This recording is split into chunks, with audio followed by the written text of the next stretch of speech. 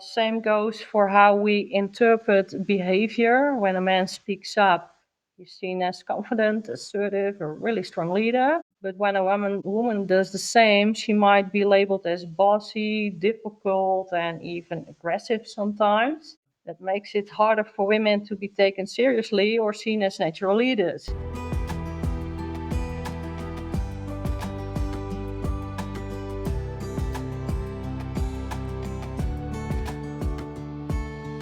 Welcome to Women Disrupting Tech. My name is Dirk Jan Upkes, and on this podcast I give the women who work in tech the platform they need to inspire and empower each other. Join me on a journey into the world of entrepreneurship, funding, biases and role models to discover the strategies for success in the tech industry. In other words, how women can disrupt tech. Are you ready to listen?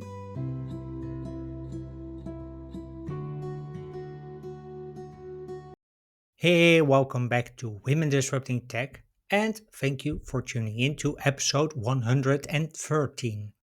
So, what if tech didn't look like a guy in a hoodie coding alone in a dark room? That question sits at the heart of this episode titled Why Women in Tech Can't Fix the System Alone. I talked to Femke Brouwer-Hobbelen. She's a seasoned leader in tech who never quite fit the stereotype and never needed to. We talk about what happens when women are told to lean in to a system that wasn't built for them, how she found out she was underpaid, and why fixing this system means involving people who still hold most of the power. Femke doesn't just name the problem, she offers a path forward too.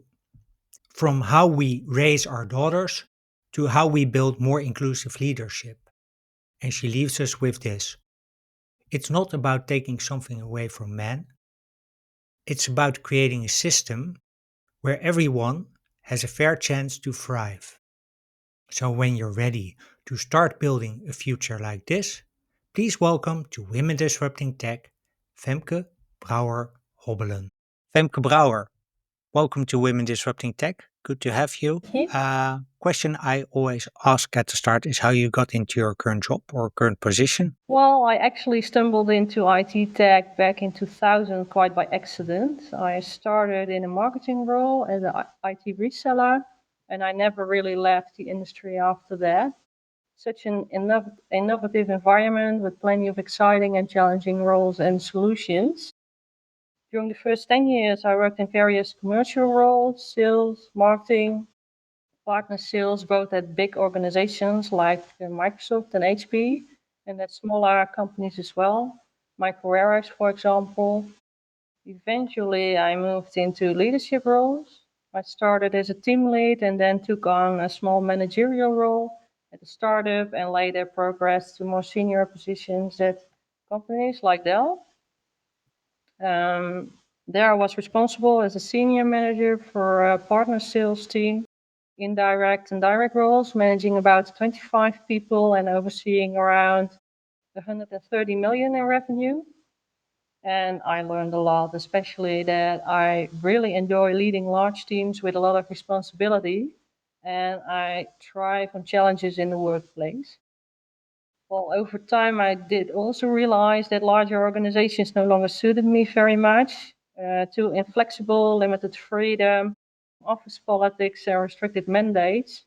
So that's why in recent years I've taken on a CEO roles at smaller companies, helping them grow sustainably and professionalize the internal organizations.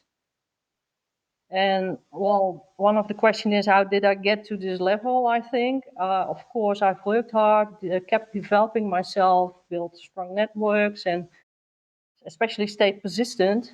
You hear a lot of no quite a lot of times before you get a yes, especially when you don't follow the most obvious path.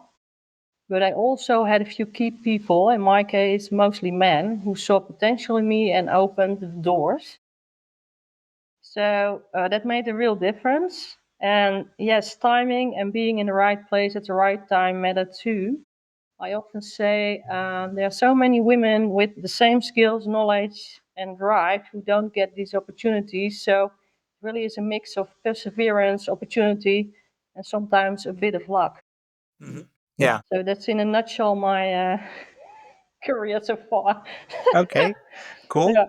So we're going to talk a bit about the why the system is broken and why it's not the system needs to be fixed and not the women, Yes. essentially. Because as I remember it, it was a comment that you made on one of my LinkedIn posts about 2 years ago, Yeah. that It's we been a should while. fix. Yeah, it's been a Yeah. while in the making this episode, but why do you believe that the system is broken and that we need to fix the system?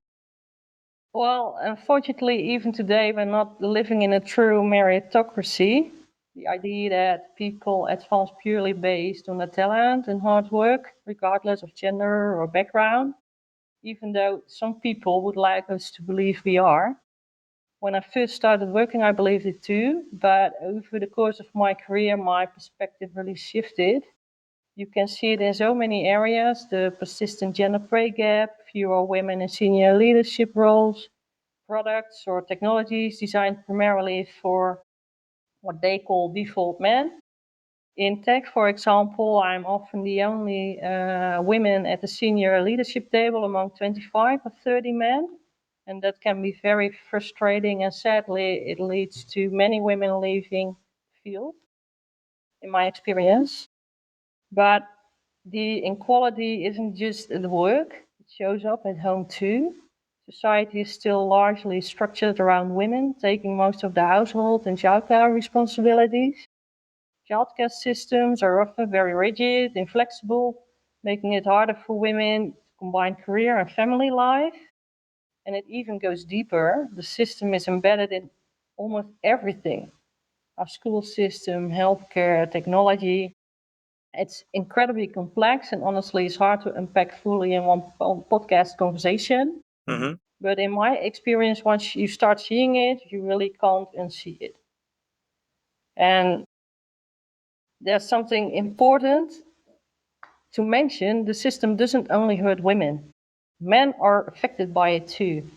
In fact, we're all part of it, and whether we realize it or not, but not everyone sees it because the system often benefits those who are already in a position of privilege. Hmm. But if we really want to change things about women and men, we need both women and men to be part of the solution.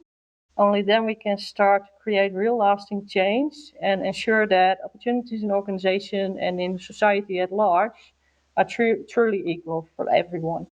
Yeah. So how are men affected here in this case? Well, what I see, for example, is that men do not get the opportunity to work 4 days a week to take care of the children, Hmm. or they're not allowed to express any emotions, or there are a lot of examples. If you dive deeper into that, it's like affecting them a lot as well. And what are the effects, especially? Just curious, because not allowed to take 4 days a week off, or for a One day a day a week week, yeah. off to take care of the children. From a personal experience, everyone almost at ING and worked 4 days a week. Working 5 days a week was even at the time. This is 2015 to through 2018, even frowned upon. So Mm. is that different in smaller organizations then? No, it wasn't allowed at, at larger IT companies either.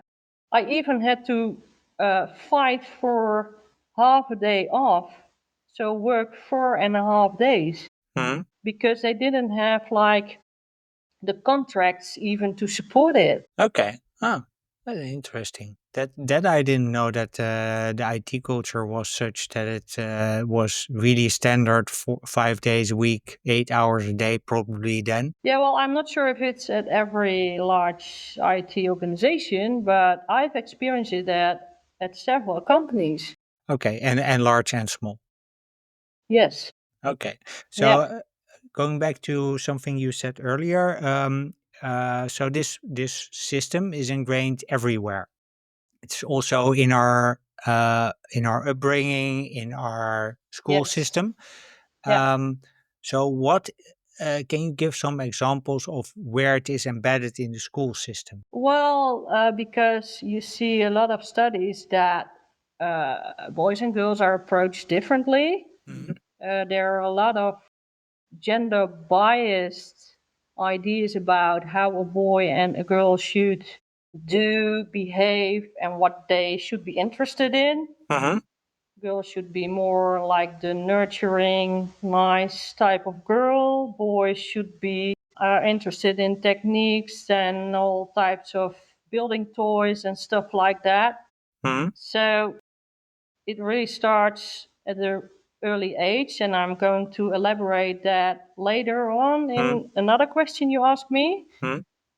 Um, but yeah, it's very important because when girls doesn't see themselves in like technical roles or they get like demotivated to do it, then change will never happen or not at the scale we would like it to be. No, if you can't be what you can't see. Right. Uh, Yeah, that's an important thing. it So is how very important. And so that's let why I did some role modeling campaigns as well. I was wondering what elements of this system do you think need to be fixed, and how can we start approaching that? So how can we fix education? Can we fix how we approach gender stereotypes? I think one of the core problems is that women are still not judged the same to the same standards as men. So Mm-hmm. with men, we often look at the potential, what they could grow into. With women, we tend to focus on a track record, what they've already done, and even then, there's often still doubt if they could do it. Mm-hmm. There have been studies where identical resumes, CVs were sent out, the only difference being the name Mm-hmm. on the top. One male, one female. And what happened? The male CVs, resumes were constantly rated higher, even though Yeah. the content was exactly the same. So that's a sign of clear bias, and this is still happening in the workforce. Mm-hmm. Well, same goes for how we interpret behavior. When a man speaks up, he's seen as confident, assertive, a really strong leader.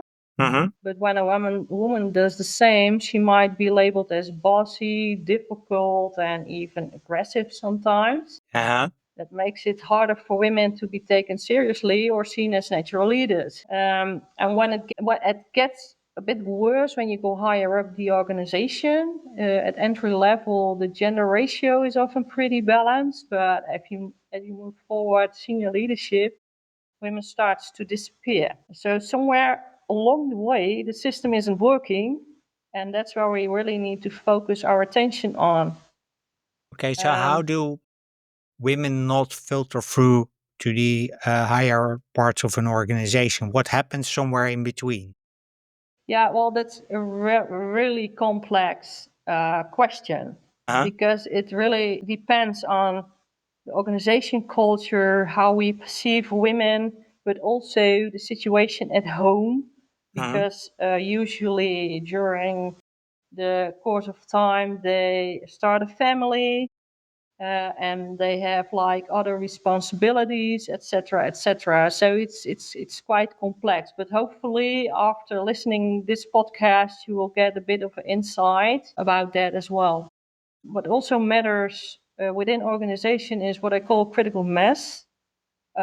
Research show that real lasting change only happens when at least 30% of a team or leadership group is made up of women. Mm-hmm. Otherwise, women remain the exception and the culture doesn't really shift. Language plays a role too. Historically, women have often been addressed in ways that kind of undermine their authority. For example, calling a professional woman or a senior leader girl may seem harmless, but it makes it harder for people to take her seriously by others and sometimes by yourself as well. And this is actually a real example from like 3 weeks ago. Mm-hmm. The CEO was called girl in front of an audience. We also need to recognize that it's not enough to tell women to speak up more or negotiate harder. Mm-hmm. I think those things matter, of course, but if only if the system rewards them fairly when they do. Mm-hmm. That means rethinking how we define leadership, performance, and success, and adjust the system to those values to reflect that. And the last point I would like to make is that, of course, this isn't just about women. People from other underrepresented backgrounds, whether because of race, disability, age, or anything else, face similar invisible barriers. So, real equality means redesigning the system for everyone, not just for one group. No, true. Uh, It's even for people, let's say, over uh, 50, 55.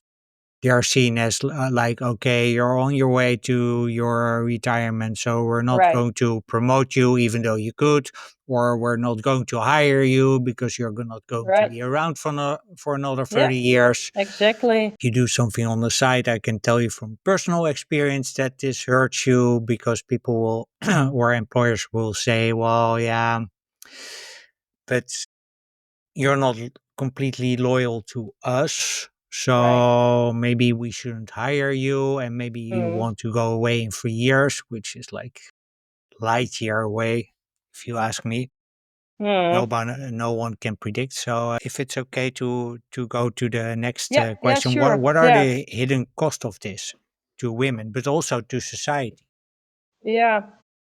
Well, I think the hidden cost for women adapting to this system is huge, personally and financially. The gender pay gap remains a big challenge. Women earning less than men for the same work. And in the Netherlands, it's also linked to the fact that many women work part time because they take on more household and childcare responsibility. And in the current system, part time work usually means lower pay, fewer promotions, and slower career growth progression. Well, when Hmm. it comes to entrepreneurship, women led startups get only a small share of the investment capital compared to men. Many women have to bootstrap or self fund their businesses, limiting their ability to grow and scale, which creates an uneven playing field where women have to work harder with fewer resources. And Hmm. that's a loss for society too, because we miss out on diverse innovation and perspective. So to fix this, it's not enough to tell people to work, tell women to work harder or be more entrepreneurial. We need to change how investors and organizations think, Hmm. create fairer funding processes, and actively support women with mentorships and networks. Because I'm convinced that when the system works for everyone, we unlock the potential of everyone, and that benefits us all. Yeah. So, Yeah. what experiences did you run into yourself? So, you mentioned at the beginning that you were lucky to have a few good men Yeah. support you. Yes. Sure, that's important. It's very, very important. Yeah. But well, I can give you a few examples. My own experience with the gender pay gap, for example, made it very real for me. Hmm. At one employer, I found out that I was earning significantly less than my male colleagues, even though we had similar roles and experiences. How did you That find felt, out? Did you yeah, ask? because I talked to a colleague and because a manager sort of mentioned it during a review conversation. And then I started digging Yeah. Okay. because I wasn't aware of even that there would be a gender pay gap. I wasn't aware of a gender pay gap at all at that time. And it really felt unfair and frustrating. And later on, the organization tried to close the gap. And suddenly they offered me like a 10% raise. Hmm. Like, huh? But yeah, it's really, really strange to discover this. And you have, and after digging into it myself, of course, and I think it shouldn't have been something I had to find out. Quite disappointing. Yeah. Did you feel Yeah. cheated upon Well, or taken maybe not advantage cheated, of? but um, it was not like respectful, and I didn't feel recognized. Mhm. That's was more my feeling about it, but it's really unfair as well, of course. So I I felt that too. Yeah. So any And I other do have experience? another example, Yeah. which is quite stunning as well, I think. I was already in a senior leadership position, and my manager made a comment. He said something like, well, you're already earning a lot, I think, for a women. That's what he meant. I'm not sure. And your husband has a good salary too, so you don't need a raise. And that moment showed me how unconscious bias can show up even in subtle ways, or I'm not sure if this is subtle, and how outdated perceptions are about gender roles and money. And this still influence decisions in boards, Yeah. apparently. I don't consider it subtle in any way, No, shape, or me form. neither. But Yeah. it was like sort of one line in a conversation. So Uh-huh. it afterwards But it just what, out of curiosity, what did it do to your to you as a person? Did you like think like or because I've spoken to women who were in the same situation, and one actually an episode that airs on the day that we record this decided to pack up her bags that day and just leave. Say, yeah, okay, well, apparently you don't want me, so I'm just going to right, take my whole business elsewhere. right. But what was your response? Well, I really realized afterwards Hmm. because it was like a longer conversation, and Huh? then I felt like this is so traditional, and we're still here. I thought we were like further in the process. So why is he saying this? And then I actually talked to him about it Hmm. and asked him, why did you say that? And what do you think that this is doing to me? Hmm. And I don't think it's fair. And then he said, yeah, well, I understand what you're saying, but I'm not sure if he didn't do it like another time because it's apparently it's still in the system of a lot of people Yeah. unconsciously. Yeah, that it's quite normal to have the man earn the money and the woman stay at home, because that's, I Right. think, where most of these discussions start. Yeah. So you talked about critical mass, about Uh-huh. that we have to ensure that tech or that companies in general have at least 30% women. Why is Uh-huh. it important not only to look at let's say the technical parts of a company, but like broader as well, like commercial and yeah, also leadership? Yeah, well, I think indeed the conversation should be broader than focusing on technical roles and founders. I hear that a lot Hmm. because tech is so much more than coding or building a company from scratch. Hmm. And I think when we change the image of what tech really means, many Hmm. more women, girls, and maybe other underrepresented groups will become interested because working with new technologies and solving real problems is generally very, very exciting. Hmm. In my teams, we need great listeners who understand customer needs and translate those into tech solutions. Sure, the Hmm. technical development is crucial, but just as important is translating that into business and impact. And then you will create lasting change.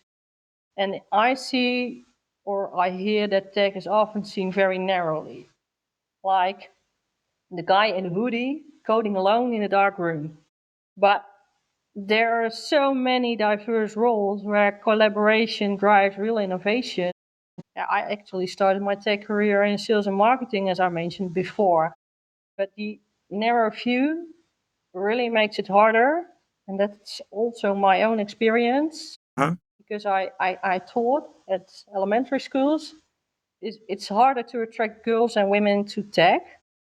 And the education system should change this by showing kids from a very young age how broad and exciting tech really is.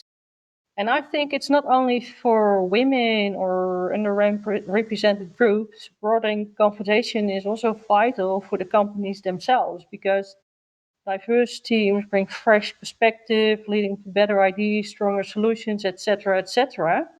Hmm. And it's proven that more women in leadership positions means better decision making, more impactful innovations. So, what we really need in tech now, in my perspective, is more female leaders who want to make a difference. And by recognizing and value all the roles in tech, not just coding, opens Hmm. door for more women and other groups to thrive, lead, and create real impact. Yeah, I agree there. Our conversation, now I remember, our conversation started on LinkedIn with a comment that you made on one of my posts around your podcast sort of hinges on the idea that my guests have made it, so can you. And that's also a bit about what role modeling is about. Mm-hmm. At least the whole podcast idea that I have is based Mm-hmm. on the assumption, okay, if I show these successful women, then I inspire people. Mm-hmm. Why is that not necessarily true that it works that way? Well, I think it's really powerful to have role models. I've been one myself Uh-huh. that share their stories and show what's possible. And I'm a huge supporter of women who found success in their own way. These stories are incredibly important. However, I've listened to some of your podcasts where the focus is heavily on the idea of meritocracy. That Uh-huh. if you just work hard enough, push yourself, become more visible, or negotiate better, every woman can make it. And I don't fully agree with that. And recent study backed this up as well. There are many women, a lot of women who work hard, who are talented and ambitious, but still don't get the opportunities. Just look at the average leadership team within tech. I believe around 10% of mid senior leadership roles in tech are held by women. This is where the system I mentioned earlier comes into play again. And if you don't realize that you're operating in an environment where you're viewed and just judged differently from your Mhm. colleagues, including all the unconscious biases, it's easy to start doubting yourself. You think, and this is a real example, I'm doing everything what's expected of me. Why is it not being recognized? I get better reviews. I've been working hard for 3 years, yet my male colleague with 1 year of experience gets the promotion. Mhm. So, from my perspective, ambition, determination are very important, but it's crucial to understand that you're operating in a unequal field. Often it's not about the woman or her effort, but it's also about the system. And I've seen cases that no matter how hard you work or learn, sometimes the opportunity just isn't there. Uh-huh. And when I personally realized that, it took me quite a while. I started figuring out how to navigate this reality in a way that worked for me. Mhm. And not by following the usual advice of be visible, negotiate better, or constantly sending emails about my achievements Mhm. that was expected in the larger IT companies. But by finding my approach, and that still got noticed, and over time, I developed my own leadership style, result driven yet empathetic, always keeping people at the center. And I think it's about finding your authentic way to succeed within a system that still needs change. And that's why I think these conversations are so important because change will only happen if we all recognize more or less the bigger picture and not just the individual effort. Yeah. Yeah, that I agree with. So um how do we get there? Do we flood the system with women, as one of my previous guests said? Is that the solution? We just Mm, uh, no, well, I don't think so, but this is a very complicated question as well. Mhm. uh, because we really need to do it together, men and women. So we really need to find a system which works for everyone. Yeah. And I'm not sure if that's like flooding the system with women. I'm not Uh, sure. Me neither, but I was just curious. So we'll I get to the think you need like balanced teams yeah. to get like the most successful outcome. So you both need men and women. But then it's important that women get the chance. Yeah, and how do we get to that point? Yes. Okay, so we also talked about English. We're recording Yes. this in English Yeah. as a barrier to or as a potential barrier. So I come from La La Land, where almost everyone speaks proper English. We Before we started, I discussed one manager that didn't, who was really high up, which to Right. me was like Yeah. really shocking. I also Uh-huh. remember a prime minister who was talking about a country. Yes. And I I remember remember that as hearing well. that and like, okay, so you're representing an entire country. Why can't you even pronounce this word correctly? Right. But Yeah. what is the role of English here? Well, I'm speaking of the Netherlands, and it's Uh, often assumed that everyone speaks English very well or feel comfortable using it. And there are really signs that, for example, women with vocational education backgrounds, like MBO called in the Netherlands, mhm, face a real language barrier. So many find it very difficult to follow and listen to English language podcasts, especially when the topics are complex or sensitive. And I believe it's important that these women also hear this information, particularly since some Dutch specific culture issues come up in the conversation. mhm, For example, in the Netherlands, there's a strong motherhood ideology where women are expected to work no more than 3.5 days a week once they have children, definitely not full time. mhm, And this directly affects the career progression and ultimately the chance to reach leadership roles.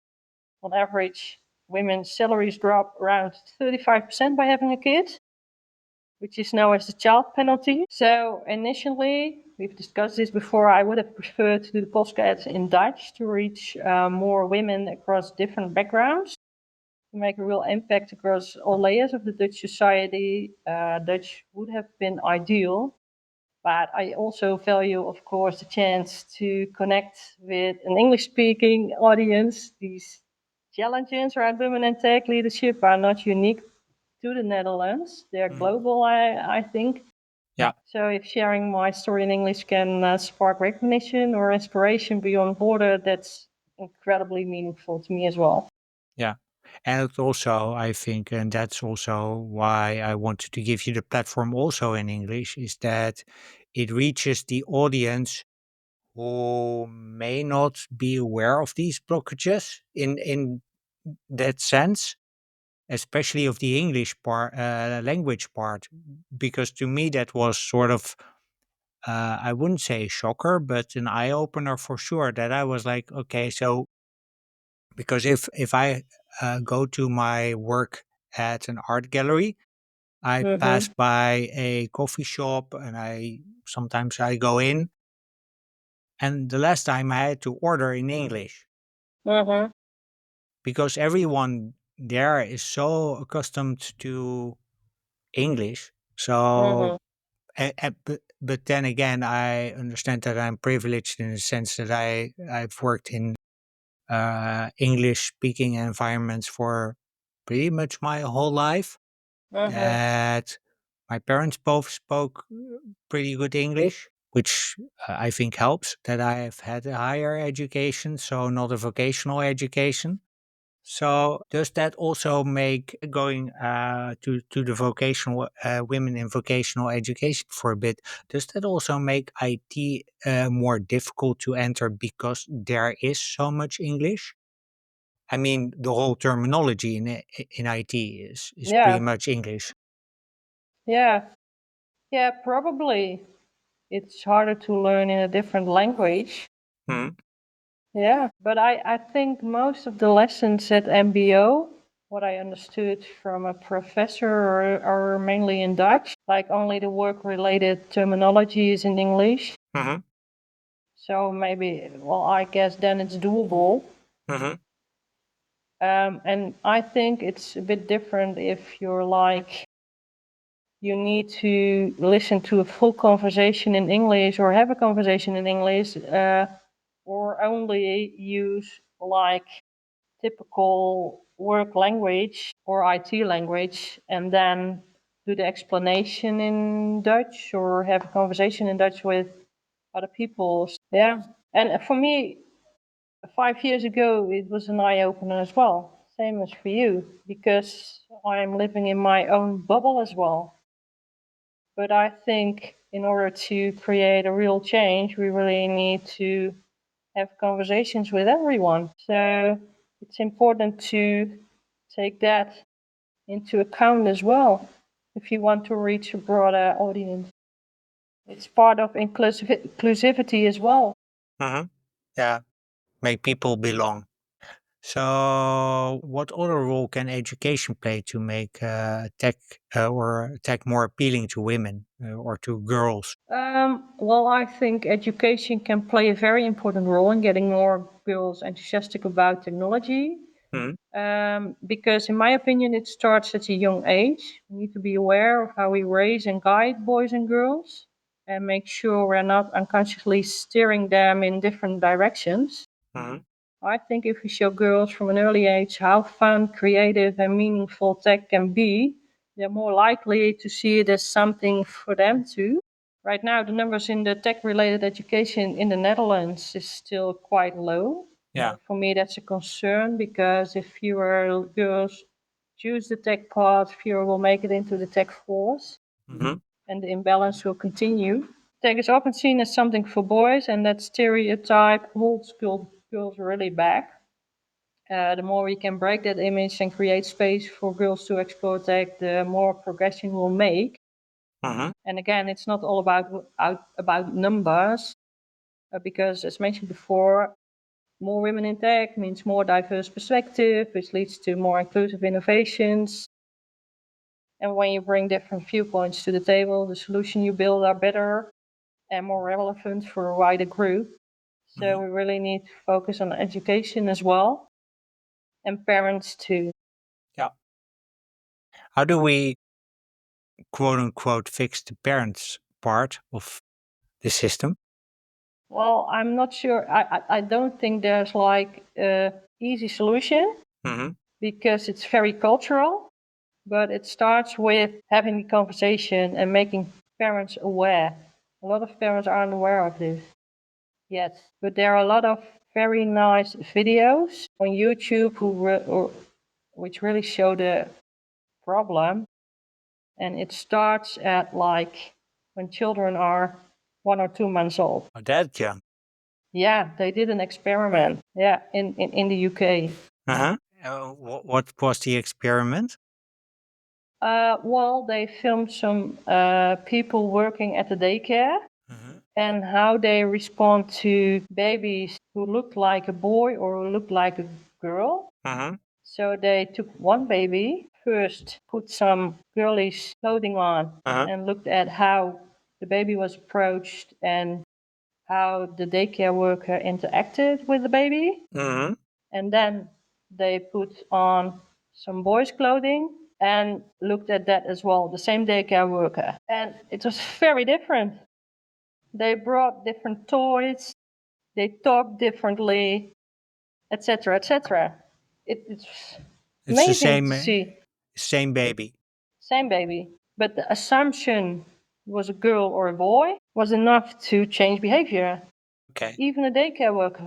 Yeah. Wow. That's interesting. I didn't know it was that deep because at Yeah. even at that level, I would expect maybe not the impact to be that big because it at that when children are But it a couple of months. continues. Yeah. Yeah. And It that's the continues. problem. And it's not everyone, right? But Hmm. it's still there. So I was wondering, we talked about the system that needs to be fixed. We know, talked about some of the solutions, English as a language barrier. How do you contribute to fixing the system within the companies you work for? How do you do that? How do you address Yeah, this? well, at the moment I'm in between jobs, Uh-huh. so I'm not actively working in an organization. But in previous roles, I always tried to contribute to change whatever I could. Hmm. I'm very aware that I can't change an entire system on my own, but that doesn't mean you can't do anything. In my experience, there are many ways to start making a difference, looking critically at recruitment processes, addressing the gender pay gap where needed, and working at create a culture where people can truly be themselves because culture really matters. Hmm. It's about people, make sure people feel safe, seen, included. And I've also found out that having open conversations about the topic really helps. I talk to colleagues and leaders to raise awareness and to help people recognize the patterns that still exist. Because, as mentioned before, once you start to see the system, you can't unsee it. Yeah. And the more people become aware, the more momentum we will build toward lasting change. Most people don't actually agree with inequality, but they just don't always realize it's happening right in front of them. So that's what I try to do within my sphere of influence. Even sometimes it feels quite small, Hmm. but I think if enough of us do that, then it can lead to something bigger. Hmm. That's like in a nutshell what I do. Okay, so can you give an example of how you open up these conversations? What is that sort of how do you do that? Well, sometimes there's like a situation, Hmm. then I just ask an open question. So someone in an organization, a team lead already has like 7 people looking like him in the team and has decided to hire another person exactly the same Uh-huh. and just ask why did you hire the person and yeah, and have the conversation about that. And usually you get into these types of or you share information about that and you get some awareness because usually they are not aware. So that's an example. Or I had some conversation with CEOs as well about why their organization is quite non-balanced, but always from like an open perspective, not judging, Hmm. just sharing information and try to create awareness. Yeah. And does that then help? Do you see that? Yeah, sometimes it does, but it really depends on the person. And I also found out that not everyone is open for the conversation. So if I sense that there is not like a willingness to listen or they're not open to hear different perspective, then I'm not going to do it. In the past, I tried it, but it's useless, in my opinion. So people really need to have some open mind about it already. Yes. So then the trick becomes, or the pivot sort of becomes creating that open mind with more Yeah, and people. then if they already have an open mind about it or open to hear more about it, Hmm. then you can have an open conversation. Yeah. Do you see that more, that open mind? Do you see that more in younger people, or in doesn't age play a role in your experience? No, Okay, so it doesn't play a role. no, Okay. no. In my personal experience, it doesn't matter. I'm not sure what studies say, but No, no, no. there But are some open-minded older men and not so open-minded younger men and everything in between. So, and women as well, of course, but because not every woman realizes this as well. So, yeah, yeah, there's this trend of the trad wives who are happy to yeah, stay at home. Yeah, right. Yeah. which they should if it makes them happy. I think. So you're a certified supervisory board member. For context of non-Dutch listeners, we have two-tier boards in the Netherlands. So there's supervisors and there's executives. And supervisors then have the obligation, let's say, to oversee what the executives are doing. and coach them, advise them, and yeah, basically, probably you can say better what they're allowed and not allowed to do. But is diversity and inclusion, is that a topic that is part of the training at all? Yes, it is. And in a broader perspective, diversity is a topic in a supervisory board or education. Mhm. And I guess it's improving. Um, amongst other, due to the quota introduced in the Netherlands, listed companies are now required to have at least 30% women in their supervisory boards. And that's already starting to make a difference. See, like progression. And I've also heard from the Training Institute that more and more women are now enrolling in supervisory board programs, which is a very positive development. And when I did the training myself, there were 14 participants, 11 men, 3 women, and around 90% of the group was over the age of 55. Yeah. So, yes, gender diversity is improving, but I think still a lot of work has to be done. And not just in terms of gender, but also in terms of age, diversity of thought, and experience. Hmm. I truly believe that supervisory boards would benefit from having a wider range of perspective in the board, especially as the world and the workforce continues to change. So a lot has to be done yet still. Yeah. Yeah, because the traditional view on a supervisory board member, at least also in my mind, was like, okay, you start doing that after you've been an executive for a company, then you move sort of while you're also enjoying your pension, you're Mm-hmm. also on a supervisory board. And then at some point, I think it was the Code Tabaksblad, when they started Mm-hmm. to limit the number of positions Right. that you can have. Yep. And then they introduced, over time, they introduced a quota that 30% Mm-hmm. supervisory board members has to be a woman. Yeah. At Um, listed companies. yeah, at listed That's a very companies. important addition. Yeah. And also I saw that it doesn't really trickle down to large non-listed companies. No, no, that's still a challenge. Yeah, because it's not a requirement, so we're not going to change. No, probably not. But I think the supervisory board should have more subjects they discuss within the board. Traditionally, it's focused on finance and control. But I think in the current landscape world, for example, IT is quite important, sustainability is very important, diversity inclusion is important. And you see that changing, but what I see, most boards are still focused on finance and control.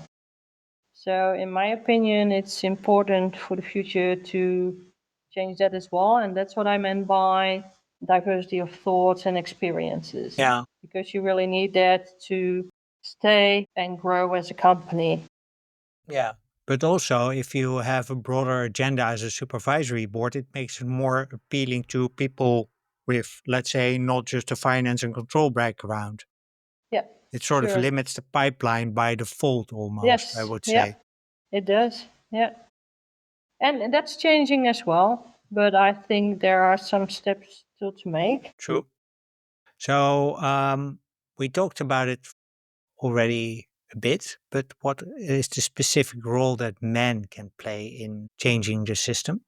Well, I think men can play a crucial role in helping fixing the system. If we want real change and lasting change, we need to do this together, Mhm. men and women. And in fact, I do not believe that women can change the system on their own. Mhm. We need the active support of male allies who are willing to listen, learn, and use their influence to open doors and challenge the status quo as well, Mhm. especially in tech, where most of the leadership positions are still held by men. Positions that shape company culture, hiring practices, or promotions are often in rooms where women are underrepresented or not present at all. Hmm. And that's why it's essential for men in those positions to be part of the solution, to question their own biases, advocate for fairness, and create space for different perspectives. Hmm. And I don't think that's what I hear sometimes, it's not taking something away from men. It's about creating a system where everyone has a fair chance to thrive. Hmm. And I think when we work together, the outcome benefits everyone. More inclusive teams, better decision making, and ultimately more successful and innovative companies. Yeah, so there's a lot to gain for Yeah, men. It's for not a men zero. as well. Yeah, there. Yeah, It's not. That's what I try to keep saying as well. As it's not a zero sum game. no, it isn't. But if you're in a competition mindset, it is a zero sum game Right. because your gain is my loss. Yes. Yeah. And I don't think we should look at it like that. No, but breaking that is proving to be quite difficult. Let's say. It's a challenge. Yeah, it's a challenge. I think that's the understatement of the Right year. word. Right. Yeah. Yeah. So I'm on a mission to make inclusion in tech the new normal by the end of 2032. Yeah. What's your expert advice to get? Yeah, well, if we want to make inclusion in tech the new normal by 2032, I think we need to stop treating it like a side project or a tick in the box and start embedding it into the heart of how we build companies, teams, and technology. And I think that means working on multiple levels at once. So, what we discussed before, fixing the system from recruitment to pay gaps, progression, language, leadership culture, etc. Mhm. But it also means changing the narrative. So women and girls see that tech is also for them, that it's not just about coding in a hoodie, but it's also about solving real problems, working with people, creating impact. And it's also about redefining leadership. We need more diverse leaders at the table and not just one or two, Mhm. but enough to actually shift the culture. As mentioned before, studies show you need at least 30% representation for sustainable change. Working together, women cannot fix this alone. We need male allies and inclusive leaders who are willing to change the status quo, even though they benefit from it. And finally, start early. Show girls from a young age how exciting and meaningful tech can be. If we make it normal for them to see themselves in tech, it will become normal for everyone. And personally, I would love to see a future where every women, girl, or underrepresented group feels like tech could be their path, and where no one has to adapt to a broken system because the system finally works for all of us. Sounds like a great place to close. Yes, Thank you, Femke, you're uh, welcome. for a really wonderful conversation. If people want to learn more about you, where would you like to send them? Well, as mentioned before, right now I'm in between roles. Mhm. So there isn't a company I represent at the moment, but if you would like to stay in touch or follow what I'm working on next, you can find me on LinkedIn. Mhm. I regularly share thoughts and experience there. And who knows, by the time this episode airs, I might have exciting news to share. So see you there. Thanks. We'll include the link to your LinkedIn in the show notes. So, Thank you. Femke Brouwer, once again, thank you very much for an amazing conversation. Listeners, thank you very much for listening. And until the next episode, keep being awesome. Well, that's a wrap for episode 113 of Women Disrupting Tech with Femke Brouwer-Hobbelen, titled Why Women in Tech Can't Fix the System Alone. Femke and I hope that you found our conversation as insightful as we intended it to be. And if you have any questions for Femke, please leave them in the comments on Spotify, Apple, or YouTube. I'll make sure you will receive an answer. When you want to connect with Femke, please check out the links in the show notes. And as usual, you can find the show notes at womendisruptingtech.blog. The link is also in the description. If you've enjoyed listening to this episode, please consider leaving a rating or a review on Apple or Spotify. Leaving a rating or a review helps listeners find the podcast and supports my guests by giving them a bigger platform. If you're a regular listener, please make sure to follow Women Disrupting Tech on Spotify, Apple, Amazon, or YouTube. Following is a simple, zero cost way to support Femke and my other guests in making inclusion in tech the new normal by the end of 2032. For more about Women Disrupting Tech, please follow the podcast on social media. You can find Women Disrupting Tech everywhere as at Women Disrupting Tech. And you can also find us on Substack. On Substack, you'll find in-depth stories and behind-the-scenes insights from each episode, plus the trends that I've spotted across 100 plus conversations so far. So don't forget to subscribe to Women Disrupting Tech on Substack. Finally, if you'd like to connect with me, please reach out via email dirkjan@womendisruptingtech.blog or send me a DM on LinkedIn. On LinkedIn, search for my name, Dirk-Jan Hupkes, and you'll find me. With that, I wish you a wonderful day. I hope to see you in the next episode. And until then, keep being awesome.